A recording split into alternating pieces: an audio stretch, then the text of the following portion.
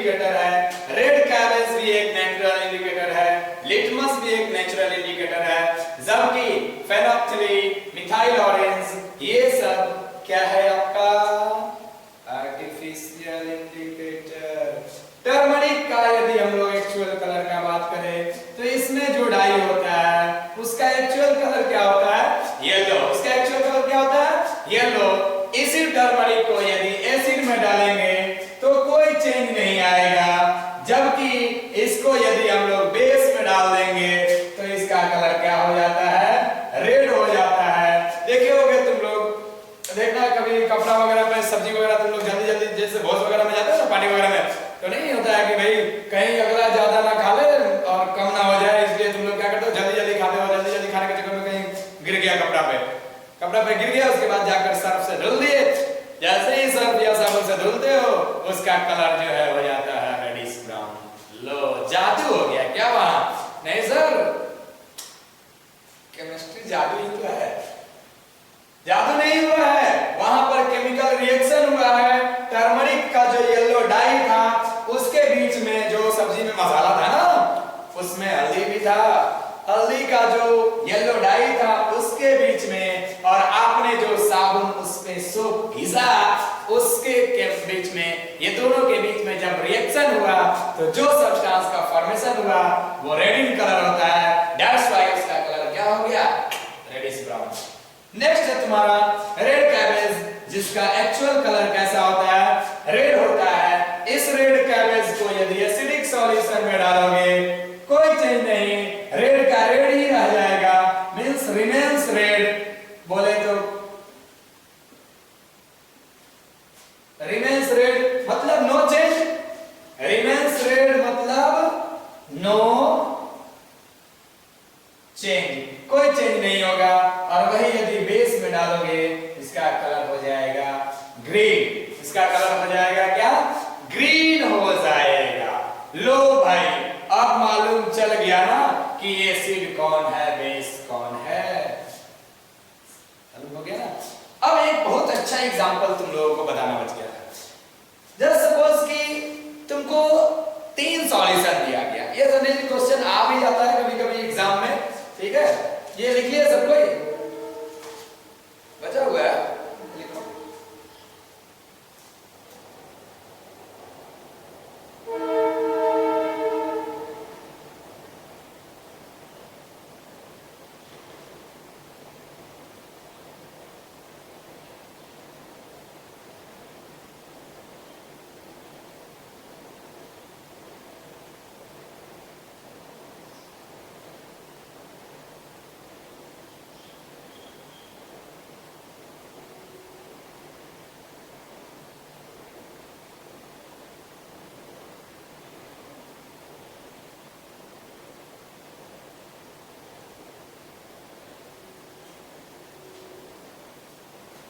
Okay अब एक तुम लोग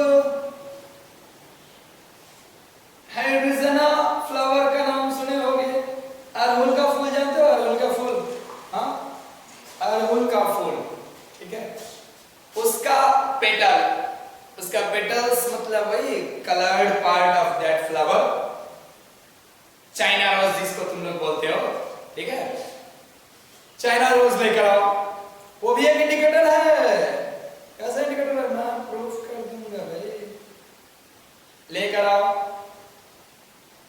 उसको, तुम प्रैक्टिकल करो इसके साथ। क्या करना है ये आप लोगों का ड्यूटी है, मेरी नहीं, मैं बता दे रहा हूं कैसे करना है आपको, ठीक है, और मैं बताऊंगा भी नहीं कि उससे क्या होगा। करना क्या है आपको, चाइना रोज पेटल्स ले लेना है, ठीक है, मतलब कलर्ड पार्ट जो रेड रेड पार्ट होता है ना चाइना रोज का, वो ले लेना है, उसको तोड़कर पानी में एक कंटेनर ले लेना छोटा सा, उसमें पानी रख लोगे, उस पानी में वो सारे पेटल्स को डाल दोगे, ठीक है, डाल दिए और उसको रख दोगे, अब गैस चूल्हा पे जला दोगे, तब तक गर्म करोगे उसको जब तक कि वो जो पेटल है वो कलरलेस ना हो जाए। जैसे ही वो पेटल कलरलेस हो जाएगा, उसका पूरा कलर पानी में चला जाएगा, उसके बाद मींस एटलीस्ट 5 मिनट तक आपको गर्म करना है उसे, 5 मिनट तक गर्म करना है। ठीक, उसके बाद फिर उसको निकाल देना, उतार देना है, उसमें से सारा पेटल्स को निकाल कर और फेंक देना है। केवल वो जो सॉल्यूशन है उसका यूज है आपके पास, ठीक। उस सॉल्यूशन को लेकर क्या करना है आपको, तो सर्फ घोल लेना एक कंटेनर में। सर्फ जानते हो, घर पे सबके सर्फ होगा, है कि नहीं, होगा ना, हाँ, सर्फ घोल लेना, ठीक है। और एक कंटेनर में वो शरबत बनाते हो ना तुम लोग, नींबू घोलकर, हाँ, एक कंटेनर में नींबू पानी ले लेना, मतलब पानी ले लेना, उसमें नींबू निचोड़ देना, ठीक है, हो गया नींबू पानी। एक हो गया नींबू, मतलब क्या, एसिड। सर्फ ले लिया ना, वो क्या हो गया, बेस।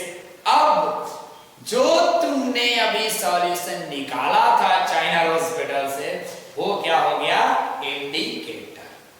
वो क्या हो गया, इंडिकेटर। अब तुम क्या करोगे, थोड़ा सा जो सॉल्यूशन है तुम्हारे पास, डाई है जो पेटल से निकाले थे गर्म करके, उस डाई को थोड़ा सा एसिडिक सॉल्यूशन में डाल दोगे, मतलब नींबू वाला पानी में डाल दोगे, और थोड़ा सा सर्फ वाला पानी में डाल दोगे।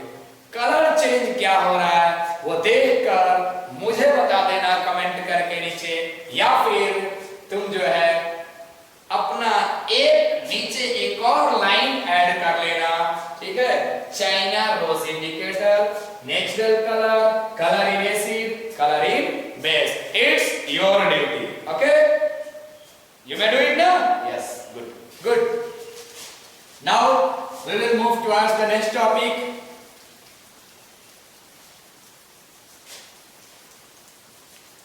Another topic which we have to read is olfactory indicator and universal indicator.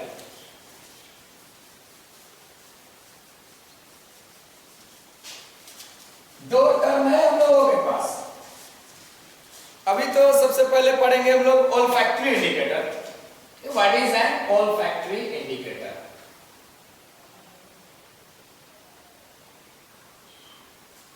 Olfactory indicator. Ol मतलब वो वाला, ओल मत समझ लेना तुम लोग, खाने वाला, और फैक्ट्री मतलब फैक्ट्री नहीं। एक्चुअली जैसा इसका नाम है ना, इससे इंटायरली डिफरेंट इसका मीनिंग है। That's why I am saying that कि ओल और फैक्ट्री, ओल का फैक्ट्री मत समझ लेना। Olfactory indicators are the indicators which indicates the presence of acid or base by changing its smell. Smell change करके एसिड और बेस के प्रेजेंस को जो सब्सटेंस बताए अपने कैरेक्टरिस्टिक्स स्मेल को, जैसे प्याज वगैरह, प्याज का स्मेल कितना शानदार होता है ना, एसिड में डालो, बेस में डालो, खत्म हो जाएगा या दूसरा स्मेल आ जाएगा, समझ जाना कि ये क्या है, इंडिकेटर। तो indicators, olfactory indicator are the substance which changes its characteristics smell in the presence of acid or base, okay, उसको हम लोग क्या बोलते हैं, olfactory indicator. As for example, vanilla. Vanilla, have you heard the name vanilla? Have you heard the name onion? Onion प्याज, हाँ सुने हो, वही है olfactory indicator, okay. So olfactory indicator हम लोग इसको बोलते हैं, तो ऐसा indicator means the substance whose smell changes in acidic or basic solution are called olfactory indicator. उसको हम लोग क्या बोलते हैं, olfactory indicator. उसको क्या बोलते हैं हम लोग, olfactory indicator means substance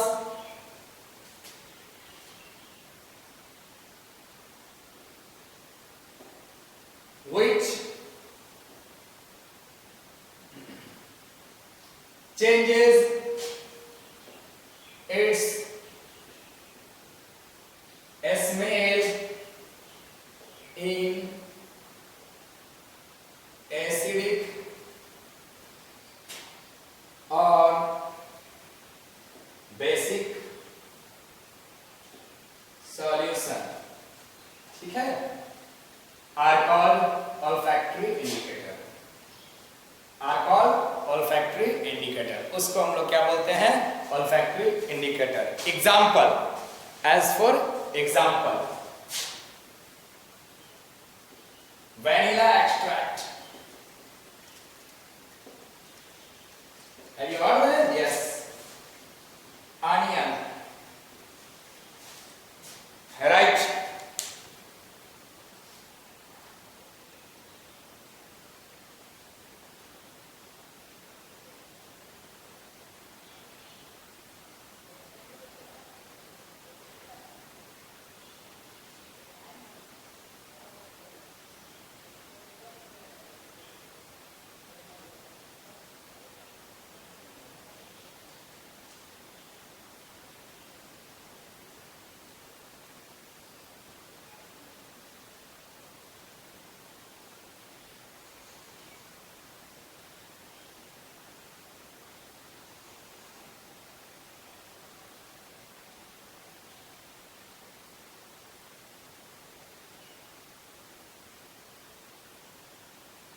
लिख लिया सब कोई? ओके, अब हम लोग बात करेंगे कि वेनिला जो है उसका स्मेल क्या होता है एसिडिक सॉल्यूशन में और उसका स्मेल कैसा होता है बेसिक सॉल्यूशन में। ठीक उसी तरह पढ़ेंगे हम लोग वेनिला एक्सट्रैक्ट के बारे में कि वेनिला एक्सट्रैक्ट का जो है स्मेल कैसा होता है एसिडिक सॉल्यूशन में और कैसा होता है बेसिक सॉल्यूशन में। ठीक है,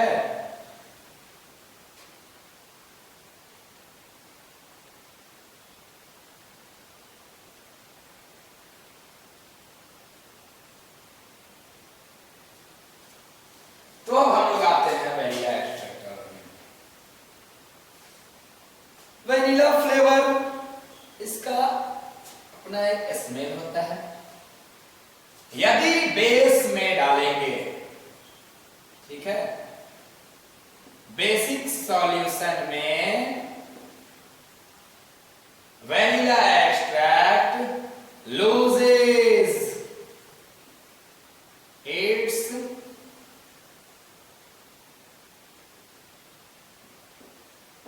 characteristic smell. Onion in basic solution.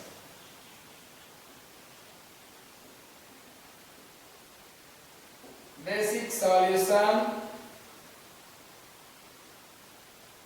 loses its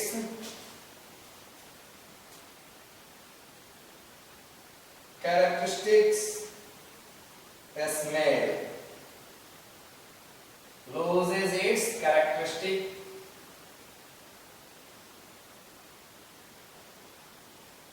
smell.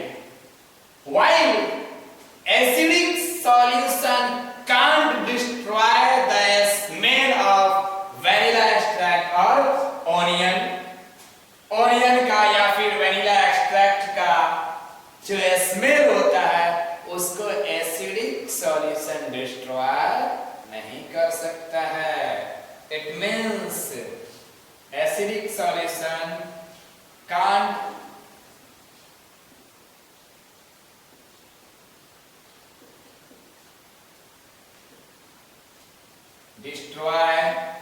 can't destroy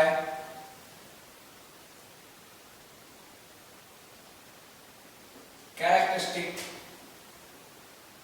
smell of vanilla extract or onion. Write it down in your notebook fast.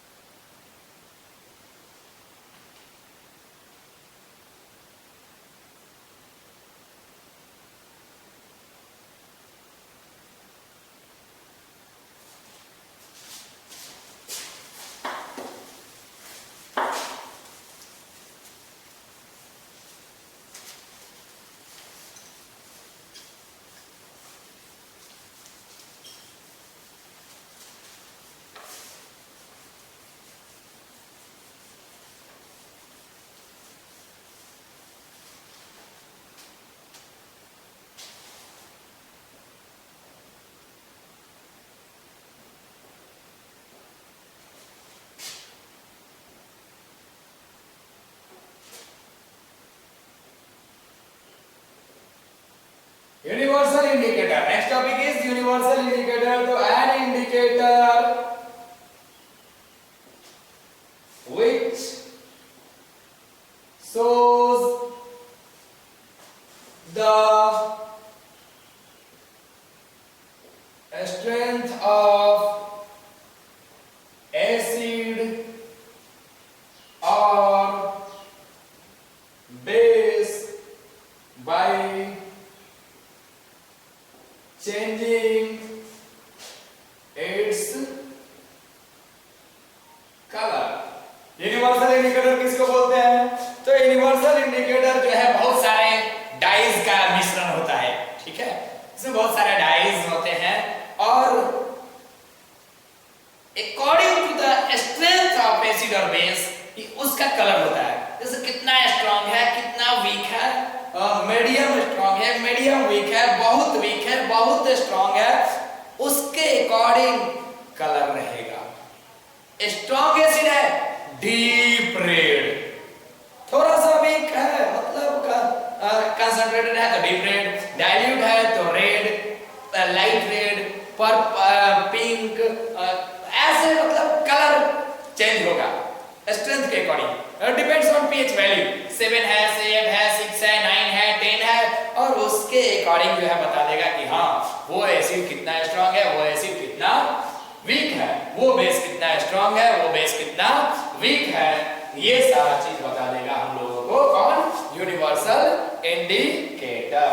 Okay, अब आते हैं हम लोग, जब स्ट्रेंथ ऑफ एसिड और बेसिस का बात हो गया तो हम लोग पढ़ते हैं कि types of acid on the basis of strength. Acid दो तरह का होता है, एक होगा स्ट्रांग एसिड और एक होगा weak acid. On the basis of strength, strong acid and weak acid, or acid on the basis of presence of water in it। दो तरह का एसिड, एक डाइल्यूट एसिड और एक कंसंट्रेटेड एसिड। एक कंसंट्रेटेड एसिड और एक डाइल्यूट एसिड। ये किस बेसिस पर? तो वाटर कितना अमाउंट में है उसके बेसिस पर। ये किस बेसिस पर? तो कितना मजबूत है, कितना वीक है, उसके आधार पर। स्ट्रांग एसिड को हम लोग मिनरल एसिड भी बोलते हैं, वीक एसिड को हम लोग ऑर्गेनिक एसिड भी बोलते हैं। स्ट्रांग एसिड को मिनरल एसिड भी बोल सकते हैं, वीक एसिड को ऑर्गेनिक एसिड भी बोल सकते हैं। अब ये स्ट्रांग एसिड का मतलब क्या? तो स्ट्रांग एसिड का मतलब which dissociates completely in water to produce H+ ion। ऐसा एसिड जो वाटर में डिसॉल्व करने पर पूरी तरह से H+ आयन का फॉर्मेशन कर दे ऑन डिसोसिएशन, उसको हम लोग बोलेंगे स्ट्रांग एसिड। और वीक एसिड किसको बोलेंगे? तो जो पूरी तरह से डिसोसिएट ना हो H+ आयन को फॉर्म करने के लिए, उसको हम लोग बोलते हैं वीक एसिड। उसको हम लोग क्या बोलते हैं? Weak acid. मींस ये जो एसिड है ये पूरी तरह डिसोसिएट हो जाता है, टोटली आयोनाइज हो जाता है H+ आयन में, मतलब large amount of H+ ion release करता है, और इसमें less amount of H+ ion release होता है। मींस कंप्लीट डिसोसिएशन इसमें नहीं होता है और इसमें कंप्लीट डिसोसिएशन होता है। ठीक है, यही डिफरेंस है स्ट्रांग एसिड और वीक एसिड में। कुछ एग्जांपल हम लोग यदि बात करें तो स्ट्रांग एसिड में आ जाएगा तुम्हारा HCl, H2SO4, HNO3 etc। Weak acid का बात करेंगे हम लोग तो आ जाएगा इसमें CH3COOH, एसिटिक एसिड, ठीक है, CH3COOH हो गया, फॉर्मिक एसिड हो गया, ऑक्सैलिक एसिड हो गया, कार्बोक्सिलिक एसिड हो गया, ये सब हो गया तुम्हारा वीक एसिड। ठीक है, अब हम लोग आते हैं dilution of acid. Dilution of acid मतलब क्या? एसिड मिला मुझे, अब इसको इसको क्या करना है, ये जो एसिड है ना वो क्या है, कंसंट्रेटेड है। Concentrated means negligible amount of water is present in this acid, बहुत कम अमाउंट ऑफ वाटर है। अब इसको क्या करना है, डाइल्यूट करना है। क्या करना है, डाइल्यूट करना है। तो डाइल्यूशन के टाइम एक ध्यान रखना बात, और वो बात ये ध्यान रखने वाला है कि if you are diluting an acid you can't add water in acid, you will have to add acid in water. Now you will ask, sir, why can't we add water in acid, why we have to add acid in water? क्यों sir, क्या reason है? अरे देखो, मैं जो भी बोलता हूँ उसके पीछे कुछ ना कुछ रीजन होता है। जो बात मैं प्रूफ नहीं कर सकता वो बोलता ही नहीं हूं मैं, समझे? मैं बता रहा हूं एक्चुअली होता क्या है। यदि एसिड है, मान लो कि एक ग्लास एसिड ले लिए, एक ग्लास वाटर ले लिए, ठीक है। अब उस एसिड में तुम क्या करोगे, वाटर डालोगे, डाइल्यूट करना है ना तुमको। तो ग्लास तुम, अब ये दिमाग मत लगाना सब सर एक ग्लास पहले से एसिड में पानी डालेंगे तो वो गिरने लगेगा, ये सब मुझे पता है तुम लोगों का शैतानी दिमाग है कि नहीं, तुम तो खास कर है ना अमित। हाँ चलो ठीक है, ओके मैं बता रहा हूं एक्चुअली होता क्या है। एक गिलास पानी लेकर तुम उसको डाल लेना दूसरा कंटेनर में, बड़ा वाला कंटेनर में, कमंडल में डाल लेना। कमंडल जानते हो ना, वो केन, हाँ तुम लोग का लैंग्वेज है कमंडल, ठीक है। केन में डाल लेना। देन आफ्टर अब तुमको ऐड करना है क्या, उसमें वाटर। एसिड है भाई, तुम वाटर डालोगे, और हमने पहले ही तुम्हें पढ़ा रखा है फर्स्ट चैप्टर में कि एसिड और वाटर के बीच का जो रिएक्शन होता है वो हाईली एक्सोथर्मिक होता है।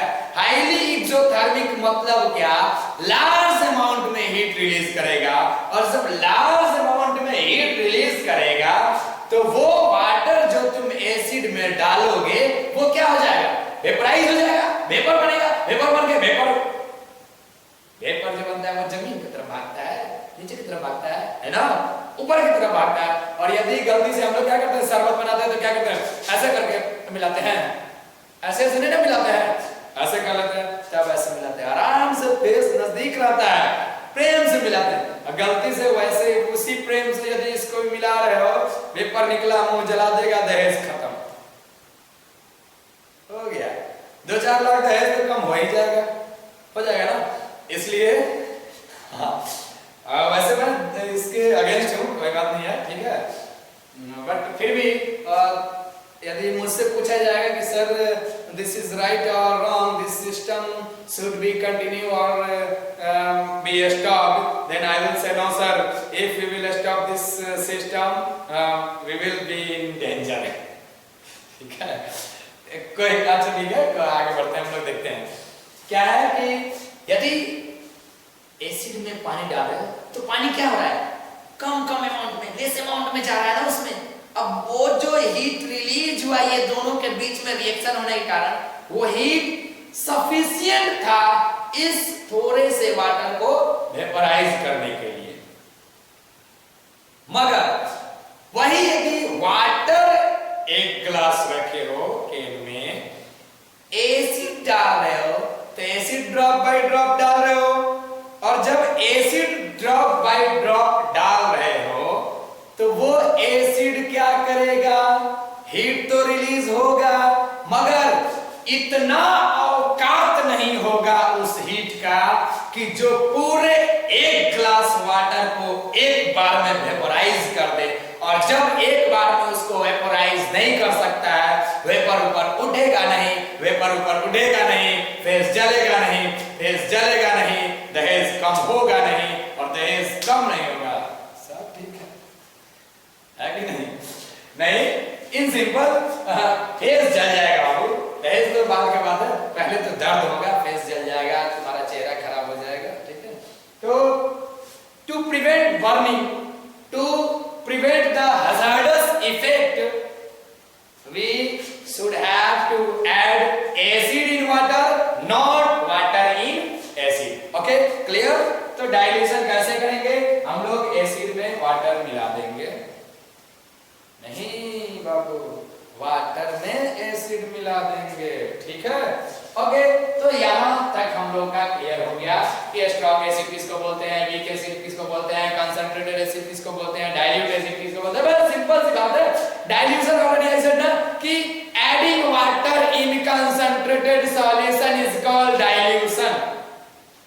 डाइल्यूशन किसको बोलते हैं, तो वाटर ऐड करना, किसमें, तो कंसंट्रेटेड सॉल्यूशन में। कंसंट्रेटेड सॉल्यूशन है उसमें वाटर ऐड कर रहे हो वाटर का एडिंग इज कॉल्ड डाइल्यूशन। तो उसका क्या हो रहा है, डाइल्यूशन हो रहा है। अब जो कंसंट्रेटेड एसिड था वो कन्वर्ट हो गया किस चीज में, डाइल्यूट एसिड में, जब उसमें वाटर तुम लार्ज अमाउंट में ऐड कर दिए। Okay clear, right.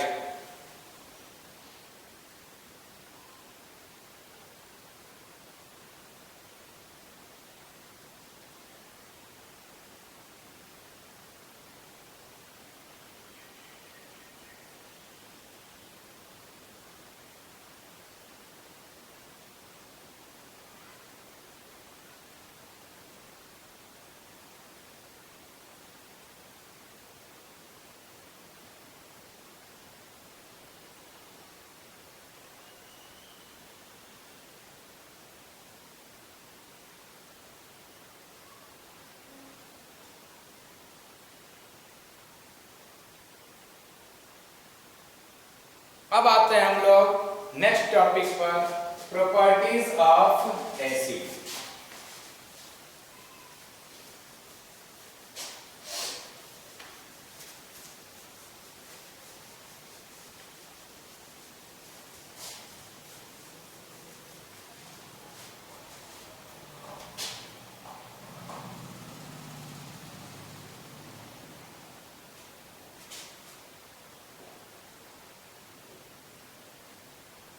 तो हम लोग ट्रेडिशनली पढ़ते आ रहे हैं प्रॉपर्टीज ऑफ एसिड में, sour in taste, acids are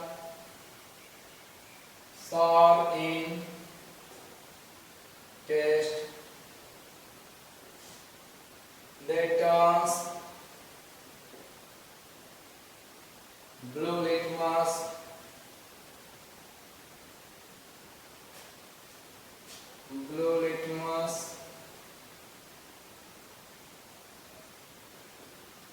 paper to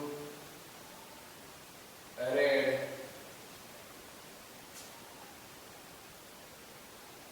They produces